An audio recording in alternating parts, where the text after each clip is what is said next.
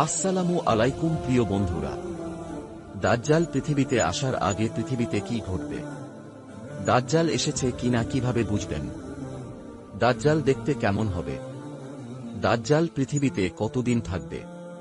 এই সবগুলোর প্রশ্ন উত্তর জানাবো আজ আমরা এই ভিডিওতে।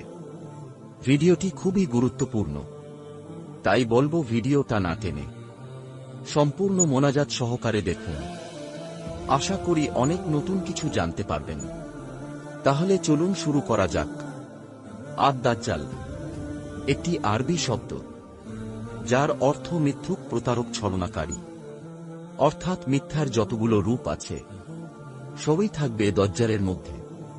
সে হবে প্রতারক, ছলনা করে মানুষের পথভ্রষ্ট করবে।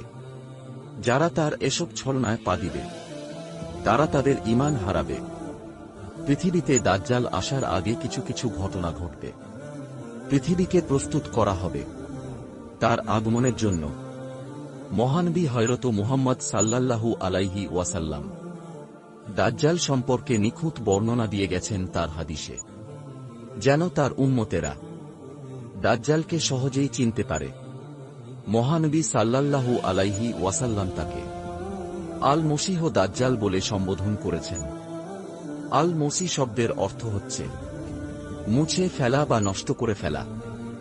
তাকে এই নামে ডাকা হয়েছে কারণ সে চাইবে সত্যের পথ মুছে ফেলতে, আল্লাহকে ভুলে গিয়ে সবাই যেন তার উপাসনা করে।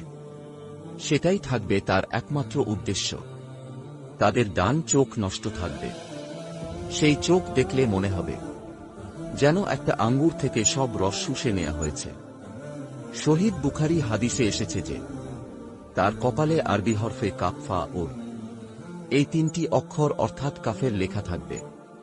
প্রতিটি মুসলিম, শিক্ষিত বা অশিক্ষিত, সবাই তা স্পষ্টভাবে বুঝতে পারবেন। মহানবী হযরত মুহাম্মদ সাল্লাল্লাহু আলাইহি ওয়াসাল্লাম বলেন যে তার চুল হবে কোঁকড়ানো এবং তা হবে বাঁকা। তার স্বাস্থ্য হবে খুবই শক্তি সামর্থ্য। সে হবে যুবক। তার শরীর শক্তিশালী হলেও সে খুব বেশি লম্বা হবে না এবং তার চেহারায় একটি কাঠিন্য থাকবে। তার কপাল থাকবে প্রশস্ত। দাজ্জাল পৃথিবীতে আসার আগে ৩ বছরের কথা প্রিয় নবী হযরত মুহাম্মদ সাল্লাল্লাহু আলাইহি ওয়াসাল্লাম বলেছেন। তিনি বলেন, প্রথম বছর আল্লাহ আকাশকে বৃষ্টির ৩ ভাগের ১ ভাগ বন্ধ রাখার নির্দেশ দিবেন। দ্বিতীয় বছরে ৩ ভাগের ২ ভাগ এবং তৃতীয় বছরে কোনো বৃষ্টি হবে না। অর্থাৎ মানব সভ্যতা ভয়ানক দুর্ভিদের মধ্য দিয়ে যাবে।